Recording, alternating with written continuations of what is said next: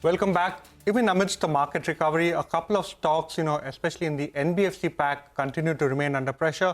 If you could pull up the charts of Bajaj Finance, if you could see Cholamandalam Finance, and also if you see Aavas Financier. Remember, Aavas Financier today morning had a very large block deal. After that, the stock continues to sulk despite recovering quite a bit from the recent lows or from the intraday lows. But the stock in focus, the company in focus is Ajmera Realty. The company's pre-sales were up 98% on a year-on-year basis and up 1% on a sequential basis. We have Dhaval Ajmera, the director of Ajmera Realty and Infra, joining us now to discuss further. Good afternoon, sir. First up, give us a sense of how on-ground trends are. We understand that demand within the realty pack is doing very well. You've recently also done a tie-up with another competitor, Raheja, to go ahead and launch a project. So give us a sense of demand trends and what is the potential you're seeing from this particular tie-up. So thank you very much. I think the overall real estate sector has been doing very well. The demand for real estate, in particular residential homes, all across India and particularly Mumbai, if I have to say, has been exponentially going well. This is backed by good demand, good infrastructure, which is being led in Mumbai per se, in terms of MTHL, the coastal roads, and the metro lines which are coming up. I think that is all actually making the entire city nearer to each other. So overall, I think post-COVID, we are seeing good demand coming all across in every sector, primarily a lot into luxury and mid-luxury sectors. And that is where most of the flats or projects are coming up in Mumbai per se, if I have to say. And as far as our tie-up is concerned, we have done a tie-up with Rustomjee Developers. And so we both have been doing this one project together. We intend to do this one project currently, which is coming up in Bandra, which is about 1.25 to 1.3 lakh square feet of carpet area. So that is where we are planning to do. It was a society, existing society, which we had taken up, and we are now redeveloping the same. Are you looking at more redevelopment projects, Dhaval? And in sense of the unsold inventory, how much is it currently for Ajmera Realty? And with the demand trends that you're talking about, how much do you see in terms of growth in FY25? So if you look at the entire trend which is going on, if I have to put up all my unsold inventory, it is on different projects and different places. But just to give you an example of one of our projects, which is Ajmera Manhattan in Wadala, where we are more than about 60% of the inventory sold. So we have around 40% left, but the current status of the project is we are just at the podium level, and we still have about 35 to 40 floors of construction to still do over there. So overall, we have about 800 to 1,000 crores of inventory left, but we are not too worried about it because as in how the progress of the project happens, it will all be sold off.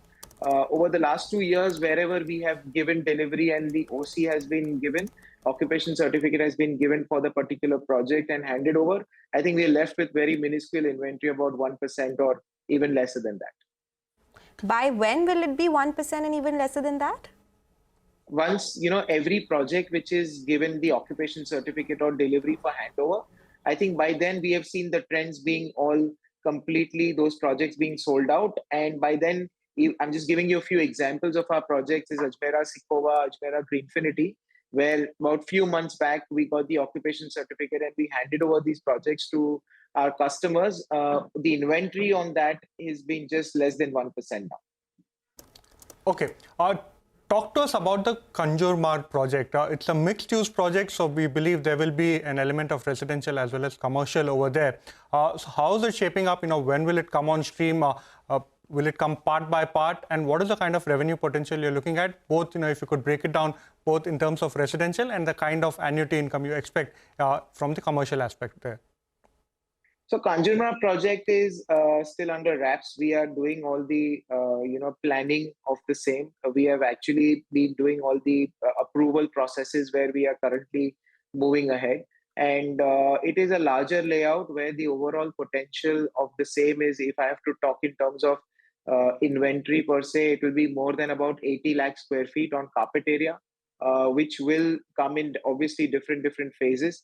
But all these is still under discussions, and we want to keep it under wraps. Once we are completely clear with all our approvals and processes, that's when we want to really launch it. But overall, just to give you a rough idea, it's about 80 lakh square feet of development which will come over here. Okay, so that's about the projects that you're looking at. In all this, what would be important is some capex, some money, and the cash flows that you'll be getting from these projects. What is the cash flow projection once these projects are fully sold or sold in some way? And what in terms of balance sheet are you looking at once you look at further expansion in different geographies as well? So if you look at the projects which we have announced over this year and the ones which we are going on, we have a top line of about 5,000 crores coming from these projects.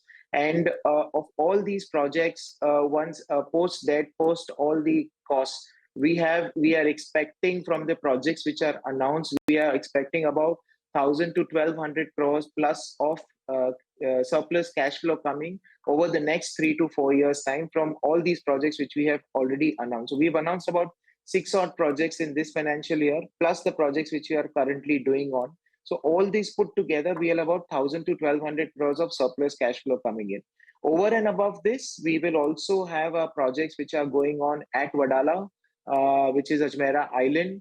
Overall, we have about 1.6 million square feet of carpet area development coming up in residential and 1.8 million square feet of commercial area coming up in development, which will be done over the next 5 years. This Wadala itself will have a top line of about 15 to 20,000 crores. Okay. Give us a sense, given the fact that you've been a little fortunate in terms of there being significant amount of infrastructure development, especially with the Atul Setu project. So, some of the areas that you are present in gets improved connectivity. So give us a sense, has there been increased pricing that you've seen over there, and has there been improved or increased demand inquiries that you're seeing from buyers? Oh, definitely. If I have to give you an example of Wadala per se, if I really look at the projects, when we started, the market overall at Wadala was roughly about 500,000 square feet, or about 500,000 to 700,000 square feet all across every year, and it was divided among 4, 5, 6 projects which were there in that particular micro market. This I'm talking about 4, 5 years back. But now with the kind of infrastructure in terms of the the BKC connector, the Atal Setu connector, the freeway, all those, and the metro lines and the monorail, I think that the demand with this area has significantly risen. And what we really now see is that this area itself has a demand of about 1 million plus square feet in this particular micro market.